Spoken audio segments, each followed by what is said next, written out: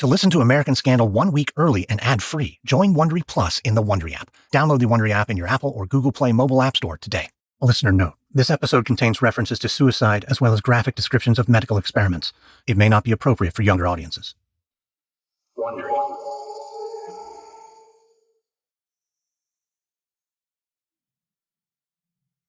It's September 13th, 1936 in Washington, D.C. Inside the hospital at George Washington University, Alice Hammett paces back and forth. She's in a small hospital room with threadbare curtains and a cold tile floor.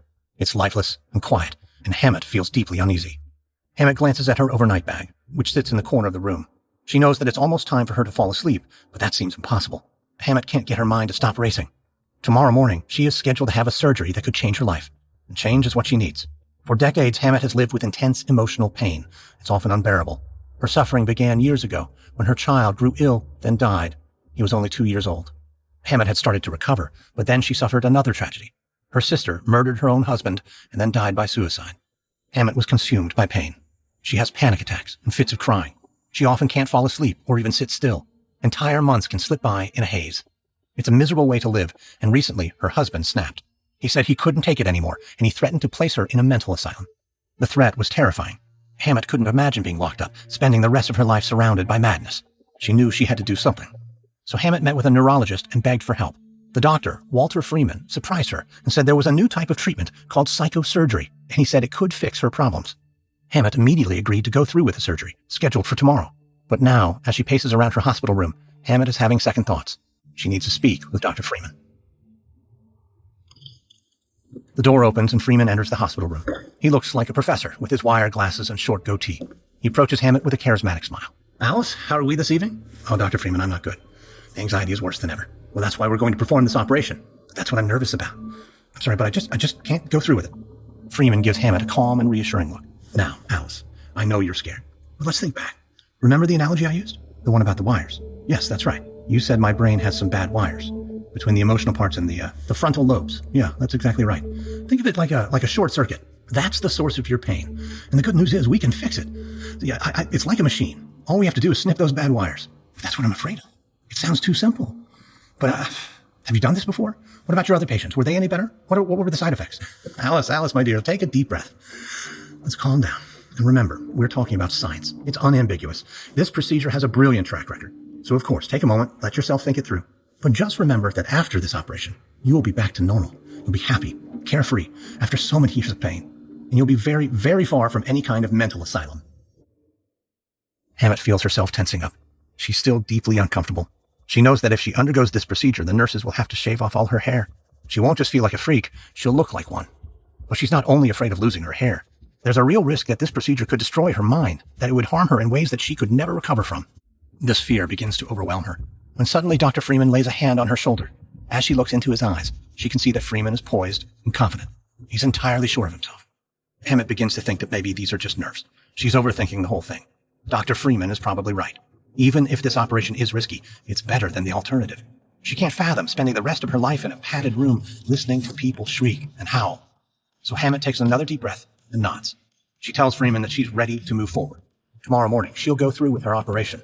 A new and promising procedure called the lobotomy. Wondery's shocking true crime podcast, Over My Dead Body, is back for a third season with a story about corruption, betrayal, and the secrets of a fallen hero. Follow Over My Dead Body, Season 3, Fox Lake, on Apple Podcasts or wherever you're listening right now.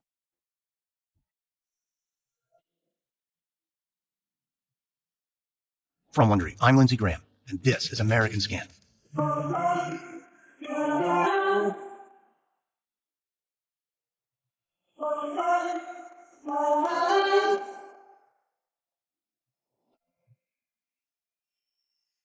In the 1930s, Walter Freeman began searching for a cure for mental illness at a time when patients had few good options. Freeman was a neurologist, and as he looked into the newest research, he discovered a type of brain surgery known as the lobotomy.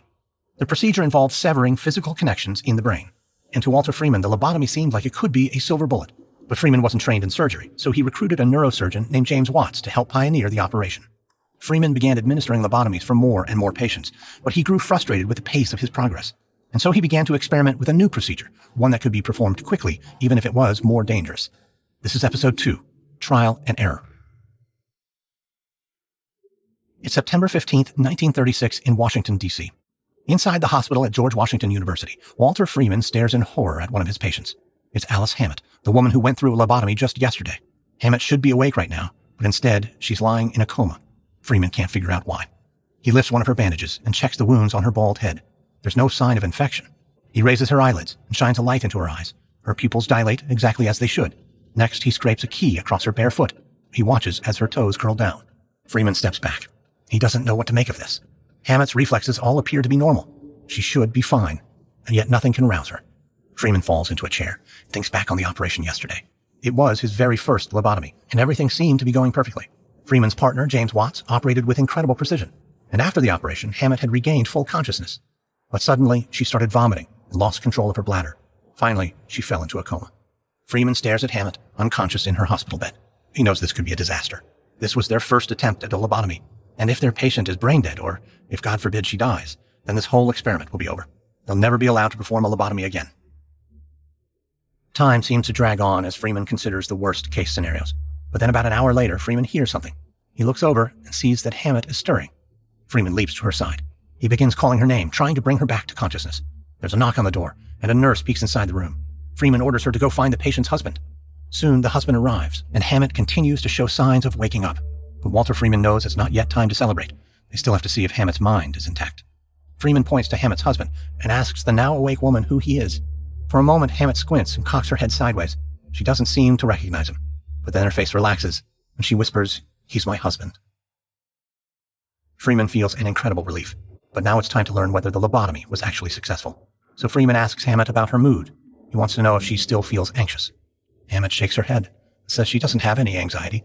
All of her pain seems so distant now. Freeman can barely contain himself. The anxiety, the depression, the misery that had plagued Hammett for years, all of it seems gone. This patient was looking at a lifetime spent in a mental asylum. But if this treatment holds up, she'll be able to live a happy and meaningful life. She's proof that the lobotomy works. A feeling of excitement runs up Freeman's spine. If this operation really is so remarkable, it could change the world. So for Walter Freeman, there's only one thing to do. He says goodbye to Hammett and her husband, and then goes looking for his partner, James Watts. It's time for them to get to work. There are more patients this procedure could save. It's 9 months later in New York City. Nolan Lewis grabs a cup of coffee and starts sorting through stacks of paper. Lewis is a researcher who works on psychiatric and neurological diseases, and he has a lot of work ahead of him today. As he sorts through the papers, Lewis hears a pair of footsteps approaching. He looks up and spots one of his colleagues. The man grins, holding up a newspaper, and says it's not every day that neuroscience makes the front page of the New York Times. Lewis sets down his coffee and asks what the story is about. The colleague explains that apparently there are some doctors developing a new surgery in Washington, D.C. They're calling it the lobotomy. And according to these doctors, 2/3 of their patients are showing big improvements. Lewis's throat goes dry. He used to work in D.C. at George Washington University. He developed a new theory about schizophrenia, which he thought was caused when patients had smaller than normal hearts. It was a promising idea until Walter Freeman disproved it. Freeman had humiliated Lewis, so Lewis decided to leave D.C. and take this job in New York.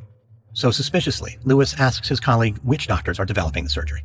The man checks the paper and says the surgeon is James Watts, but the doctor developing the procedure is someone named Walter Freeman. Lewis rises and grabs the paper from his colleague. Reading the article, he learns how Freeman and Watts are drilling into people's skulls and severing connections in the brain. To Lewis, it sounds medieval.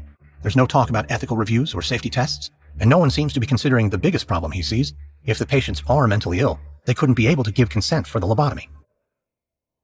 Lewis's colleague says he agrees. There are real issues. But if patients are finally getting better, then the benefits outweigh the concerns.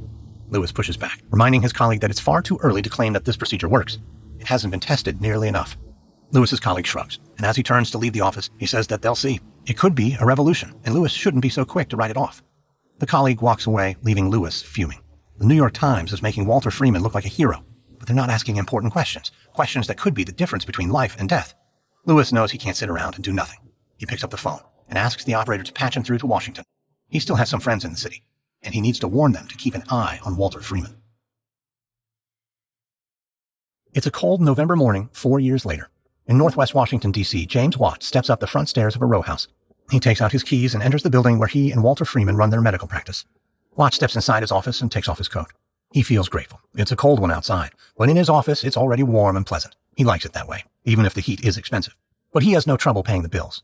For the last 5 years, his practice has been booming. Walter Freeman has been hustling up patients, and Watts has been performing lobotomies on them. But for Watts, it's about more than money. Watts believes in the work they're doing. Families of mental patients are desperate for a cure, and lobotomies seem to be helping. Watts has seen a few patients completely transform, becoming happier and more stable. He and Freeman are still developing the procedure, but he can already see huge possibilities. The lobotomy could transform mental health. Inside his office, Watts heads to his desk. But before he can get to work, he hears the front door open. Watts looks up and finds Walter Freeman standing in the doorway, his eyes sparkling with excitement. Freeman lifts a folder in his hand and says he has a new patient, the most important one yet. Freeman walks over and sets the folder down in front of Watts, whose eyes go wide when he sees the name at the top. Rosemary Kennedy, the daughter of Joseph Kennedy, the former chairman of the Securities and Exchange Commission and a former ambassador to Great Britain. He is a big deal in Washington and well connected. Watts flips through the file and learns more about Rosemary Kennedy. Apparently, she's always been slow ever since she was born. She can't read well or even hold utensils properly. But the real problem is that she's defiant. She has wild mood swings and won't listen to her parents. She keeps running away, which is why Joseph Kennedy wants her to be brought under control. He wants her to undergo a lobotomy. Watts looks up from the file. Freeman is grinning, but Watts is troubled. He points out that Rosemary is only 23 years old, and her symptoms don't seem promising for a lobotomy. She's not like the other young people they've operated on. Those patients were psychotic. Still grinning, Freeman nods and admits that Rosemary isn't the strongest case. But with a lobotomy, they can at least stop her mood swings. And most important, they'll get a lot of press. Rosemary Kennedy could make them world famous and let them expand their practice. Watts rises from his desk and begins pacing. He doesn't like this case, and he's noticing a disturbing trend. At first, they only operated on the most desperate patients, but now they're taking on some who might not benefit at all from such a major surgery. Watts isn't comfortable with this, and even though he hates confrontation, he tells Freeman the truth. Freeman listens and nods, but says it's too late to argue. He already promised Joseph Kennedy that he could fix his daughter. They've scheduled the surgery for next week. Watts stares at Freeman, shocked. He can't believe his own partner would be so reckless, wouldn't even consult him.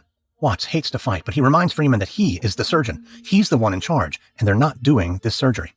But Freeman just laughs and says if that's how Watts feels, he can call up Joseph Kennedy himself and back out. Watts goes silent. He knows his back is against a wall. If he disappoints Kennedy, he could make a powerful enemy, someone who could ruin their practice. It's not a risk worth taking. So Watts shakes his head and says fine, he'll do it. He'll operate on Rosemary Kennedy. Freeman claps Watts on the shoulder and says he made the right decision. Then he strides out of the office. For a few minutes, Watts stands alone, feeling bitter and humiliated. He knows he has no choice. He has to perform this operation. But he also makes a promise to himself. This is the last time Walter Freeman will ever bully him again. It's June 1945 in Washington, D.C., and Walter Freeman is staring at his telephone. He's in his office and should be working, but he can't concentrate. Because any minute now, Freeman is supposed to receive a call from his lawyer with an important update. Freeman was recently sued by one of his lobotomy patients. She's claiming malpractice and arguing that Freeman left her with permanent brain damage, a claim that could devastate his career. Freeman shakes his head. He thinks about all the legal troubles he's now facing. It all started with Rosemary Kennedy. Her lobotomy proved to be a disaster. Ever since the surgery, all she does is sit in a chair all day, doing nothing. The surgery also left her incontinent, and now she appears to have the mental capacity of just a child. The Kennedys were furious, and word seems to have gotten around that Freeman is reckless, which is why this other patient is now suing him. Freeman can only hope that when his lawyer calls, he'll have some good news. Finally, the phone does ring, and Freeman quickly picks it up. Yes, this is Dr. Freeman? Walter, it's Gary. I've got something that's going to make you happy. Oh, thank God. Tell me, what is it? It looks like they're going to settle. It'll be entirely out of court. You'll have to pay up, but it won't ruin you. That is great news. Oh, thank you. I've been on edge for days. I can imagine. But look, Walter, I think you got lucky this time. So I'm going to give you some advice. You know there are other patients out there, patients who are just as angry. That might be true, but it's medicine. The human body, it's complex. Nothing ever goes according to plan. Yeah, that might be medicine. But when it comes to the law, you have to start making smart decisions. And legally, what would be the smart decision? Well, as your lawyer, I recommend you stop performing lobotomies. Well, no. I can't abandon my patients. They don't have any other options. Well, that's my advice. I think you dodged a bullet. And next time you might not be so lucky. For a moment, Freeman is speechless. He would never let the threat of a lawsuit dictate his life's work. There's always a risk when you try to achieve something great. Freeman hangs up the phone with his lawyer and glances at his patient charts. Suddenly, it's as clear as day. He shouldn't stop performing lobotomies. He needs to pick up the pace. He and Watts are only performing one operation a week. That's hardly enough to put a dent in the bigger problem. And Freeman realizes that this is the issue. He has to find another way to perform a lobotomy.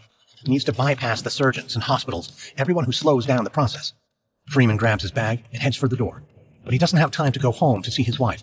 Instead, he's going to hit the library to make the next great discovery in medicine.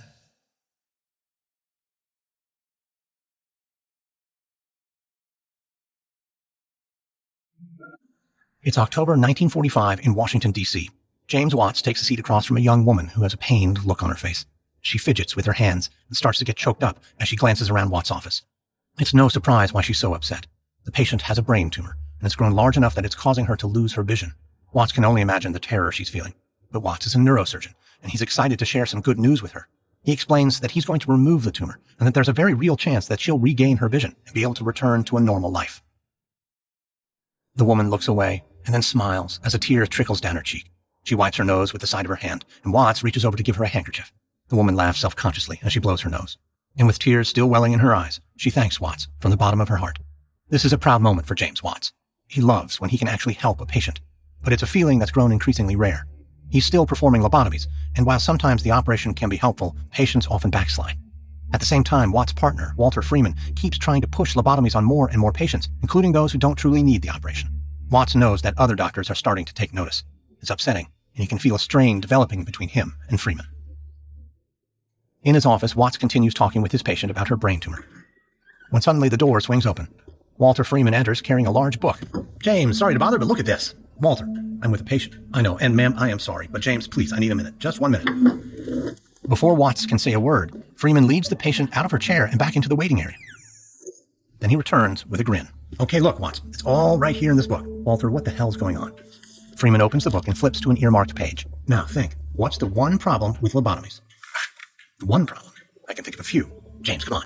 The problem is they're too slow. We need a surgeon, anesthesia, a whole team, but this book, it suggests a whole new approach. Watts looks down at a diagram. It shows a surgeon operating on a patient's brain, but the surgeon is accessing the brain from the front, through the eye socket. Walter, what is this? No, think it through. The skull, it's thick on top. To get inside, you have to use a drill or a saw, but that's not the only way in. If you go through the eyes, James, the brain is much easier to access. You're suggesting we perform lobotomies through the eyes. Yeah, exactly. And just imagine, we could turn lobotomies into an outpatient procedure. We'll have him home in an hour. Watts is almost too stunned to speak. Outpatient neurosurgery. That's right. We can do a dozen in a single day. Walter, this is not acceptable. I cannot allow that surgery at the hospital. Of course you can. No. Listen to me. I'm the licensed surgeon. You work at my pleasure, and I forbid this operation. Freeman stares at Watts, a vein pulsing at his temple. Forbid it. Well, I guess I have no choice. I won't operate at the hospital. And that's all there is to it. Have a good day, James. Walter Freeman grabs his book and walks out of the office. Watts sits at his desk, speechless. But then he remembers his patient with a brain tumor. She's still standing out in the waiting area. He leaps up from his chair and leads her back into his office, while apologizing repeatedly. But as he sits and talks with his patient, Watts can't focus. He can't let go of the conversation he just had with Freeman. This new kind of lobotomy sounds like madness. And what sort of promise did Freeman just make? That he won't operate at the hospital. A month later, Walter Freeman picks up a surgical needle and walks toward a cold body lying on a metal slab. Here in the cadaver lab at George Washington University, Freeman is trying to develop a technique for a new, faster way to perform lobotomies, a method that might let him bring the procedure to the masses. Freeman turns his attention to the textbook he recently showed his partner, James Watts. He studies a diagram revealing how surgeons can access the brain through eye sockets. Then he steadies the needle in his hand. It's skinny, about 8 inches long, with a hollow shaft and a wide tip. Normally, it's used for spinal taps, but Freeman hopes it can also be used for this new kind of lobotomy. It's the only one he's found long enough to reach through the eye socket and penetrate deep into the brain. Then Freeman turns back to the body, lifts open an eyelid, and slides the needle through the cadaver's tear duct. He feels resistance from the orbital bone behind the eye. He tries poking and applying more pressure, and then he hears a crack, like an eggshell breaking. The bone has shattered. Freeman swears under his breath. If this were a real patient, it would be a disaster. So Freeman starts over on another cadaver. But this time the needle snaps off. Freeman curses again. He just can't get this to work. Freeman is happy to be here in the lab, running these experiments by himself. He doesn't want James Watts or anyone else to know what he's doing. Doctors like to gossip. But still, Freeman is hitting a wall, and he doesn't know what to do next. So he returns to the medical book and studies the diagrams again, trying to figure out what he's doing wrong. Freeman can feel it. He knows this technique can work. He's on the cusp of something big, a revolution in mental health. But he's stuck. And he knows that if he's going to make this work, something needs to change. A few weeks later, Walter Freeman grabs a bottle of gin and pours a shot into a cocktail shaker. He squeezes some lemon and begins searching for other ingredients. Freeman is at home in Washington, D.C., but even though it's only 7 p.m., his wife Marjorie is already drunk. She's asking for yet another round. Walter shakes his head as he looks for a mixer. He sees a lot of patients with mental health problems, and he's more than familiar with addiction. But still, it's hard to witness that kind of behavior at home with his own wife. And while Marjorie has always been a drinker, things have gotten out of hand recently. His wife was furloughed from her job, and she hurt her hip in a fall. Since then, she's gotten drunk almost every night. Their marriage isn't doing well either. Walter is often totally consumed with work. For weeks, he's been toiling away in the cadaver lab, trying to revolutionize the lobotomy. But no matter what he does, the experiments end in failure. It's been a huge source of stress, and it's rubbing off on Walter and his wife. Walter knows it'll just make things worse if he tries to talk his wife out of this drink. So he'll make one more cocktail for Marjorie, and when she's asleep, he'll go back to the lab. Walter's moving through the kitchen when Marjorie calls out from the other room. She reminds him she wants her cocktail on the rocks. Walter sighs. That means he'll have to chip away at the ice. Walter opens the utensil drawer, looking for a tool, when suddenly he sees it. The answer to all of his problems. Every time he experiments with this new kind of lobotomy, the needles break or the bone shatters around the eyes. He's had a hunch that he just needs a new tool. But just now, standing in his kitchen, he may have stumbled on the perfect instrument. An ice pick with a wooden handle. Walter lifts up the pick and turns it over, watching it glint in the light. He doesn't have a doubt in the world. It is perfect. It's sturdy, but also slender and shaped like a needle. It's just the right length. With this tool, he should be able to reach through the skull and perform a lobotomy in only a fraction of the time. He gives a bit of a laugh, thinking that such a common tool could change the future of medicine. Just then, Marjorie calls out again from the other room, asking what's taking so long. Walter feels the reverie slip away.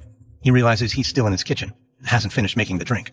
But he's lost his patience. So he grabs the cocktail shaker and walks it over to his wife, saying he's sorry that there's no ice. He has to get back to the lab. He has work to do, and it cannot wait. Before Marjorie can finish protesting, Walter grabs his keys and walks out the front door. Walter has a long night of work ahead of him, attempting to perfect the delicate procedure of severing connections in the brain with an ice pick.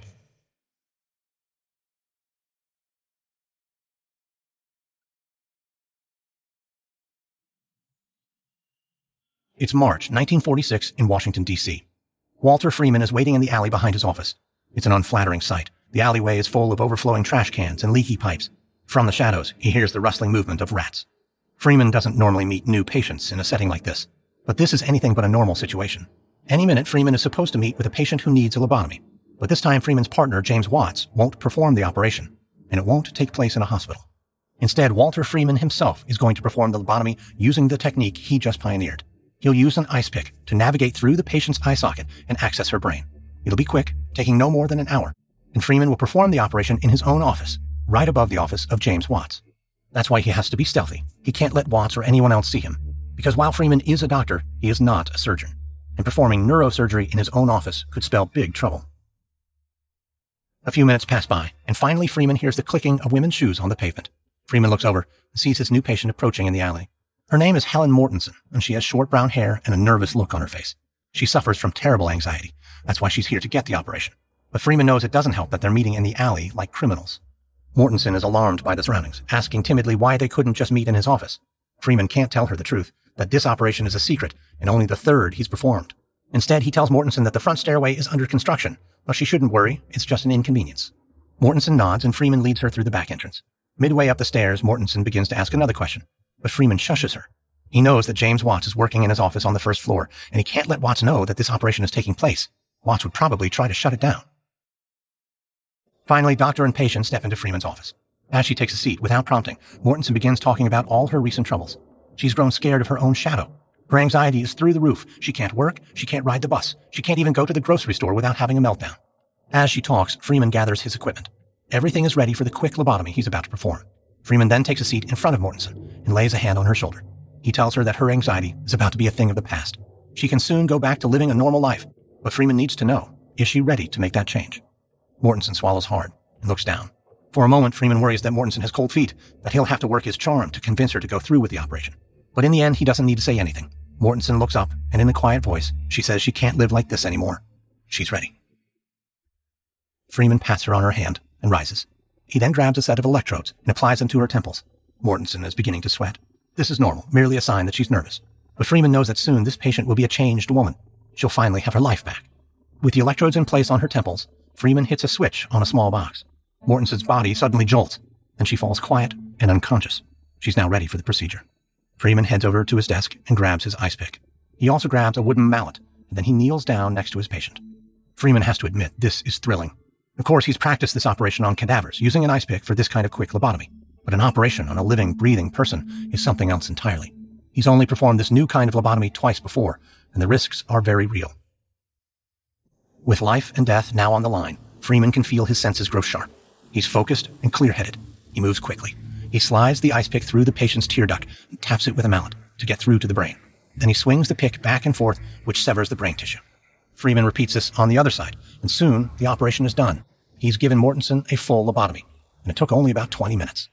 Freeman wipes down his ice pick and sets it on his desk. He takes a seat and looks at his patient, who's still unconscious. Now all Freeman can do is wait. If he's right, and this operation is as good as it seems, he may have discovered a true cure for mental illness. But if this operation does not go as planned, well, Freeman won't allow himself to consider that possibility. It's about a half hour later in Walter Freeman's office. Helen Mortensen begins to gurgle and cough. Slowly, she comes back to life. At first, she's groggy, and tomorrow she'll have 2 huge black eyes from the operation. But so far, she appears to be doing fine. Freeman asks how she feels. Mortensen frowns, and in a quiet, childlike voice, she says she's a little dizzy, but she's okay. Next, Freeman asks if she's still anxious. Mortensen blinks, and her head bobs as she considers the question. Then she shakes her head and mutters no, she doesn't think so. Freeman feels the rush of excitement, and he pushes it further. He wants to know if she's scared by the thought of getting on a bus or going to the grocery store. But again, Mortensen shakes her head and says she's not feeling scared anymore. Freeman's chest swells. There's no mistaking it. This patient is cured, and this operation, which he developed, is nothing short of a breakthrough. Freeman wishes he could spend a minute celebrating, but he also knows he can't risk letting James Watts see any of this. So Freeman leads his patient to the stairwell in the back. As she walks down the steps, Mortensen stumbles and nearly falls, but Freeman catches her and holds her steady. The 2 exit the building and reach the back alley again. Mortensen continues to stumble on her feet, and so Freeman holds her up and hails a cab for her. A moment later, she's speeding off into the distance. As the cab rounds the corner, Freeman grins. He knows he should get back to work, but he can't stop gazing at the bustling streets of Washington. Everything seems so alive and full of promise. For so long, Walter Freeman ached to cure those people suffering from mental illness. But medicine didn't have a single good option for any of their pain. Today, Freeman can sense that this is the dawn of a new era. Gone are the days when people live with fear or depression or uncontrollable rage. This is the end of psychosis, of crippling addiction. Walter Freeman has found a cure, an easy, cheap solution, and it's time to bring it to the masses. A few weeks later, James Watts climbs the stairs of his office building in Washington, D.C. He's about to confront Walter Freeman, and he won't leave until he gets some answers. Just this morning, Watts got a telephone call from a colleague who said he'd heard a rumor. Apparently, Walter Freeman brought a patient into the ER with disturbing symptoms. The patient was bleeding from the eyes and in the brain. As Watts listened to the story, he had a bad feeling. Freeman had been so excited about that textbook he found, the one showing how you could operate on the brain through the eye sockets. Freeman had thought he discovered a new way to perform lobotomies, but he had promised he wouldn't go ahead with such a reckless experiment. Watts had thought that Freeman gave his word, but at this point Watts isn't sure that he can trust Walter Freeman. So now, as he reaches Freeman's door, the 2 need to have an honest conversation. Watts enters the office and then freezes in horror. There's a man lying on a table, unconscious. Walter Freeman is hovering over him, digging into his eye socket with an ice pick. Freeman turns away from the patient and looks directly at Watts. Well, hello, James. Walter, what the hell are you doing? You said you wouldn't do the surgery. No, James, I promised I wouldn't do it at the hospital, and this is not the hospital. But none of this is sterile. For God's sake, you're performing neurosurgery in an office. You cannot do this. But I can do this, and I'll tell you the truth. This is my 10th patient. Watts stares at Freeman, in complete shock. Walter, listen very carefully. I'm ordering you to stop this madness right now. Put that down. James, I'm in the middle of the operation. I can't stop now. Walter, set down the ice pick and listen. Either you're going to stop this surgery or we are done as partners. Freeman shakes his head. I had a feeling you would be too scared. But what you're looking at right here, this is the biggest breakthrough in the history of psychiatry, and you want to just abandon it.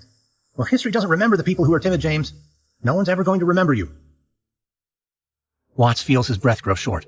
He wants to grab Freeman by the neck and strangle him. He's never felt such violent rage in his entire life. But James Watts is not a violent man. He never has been. And so he takes one last look at this horrifying procedure and then turns and hurries out the door. Watts flies down the staircase and steps out onto the city street. He sees crowds of faces, the honking of horns. It's overwhelming, and Watts' heart beats faster and faster. He finds a city bench and collapses onto it. He tries to steady his breathing and slow down his heartbeat. Even though it feels like it, he knows he's not dying. He's just experiencing a panic attack, and he knows the reason why. For years, Watts has been Walter Freeman's willing partner. He followed Freeman's orders and performed unnecessary surgeries. He's helped Freeman build a lucrative and growing medical practice and willingly ignored warning signs. But what he's just seen, there's no coming back from this. Watts knows it's time to dissolve their partnership. But as hard as he tries, Watts can't shake a feeling of dread and guilt.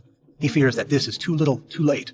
Watts knows he helped create a monster, and he may never be able to stop it. Next, on American Scandal, Walter Freeman goes public with his ice pick lobotomies, but in the process, he earns himself new enemies who are determined to stop him.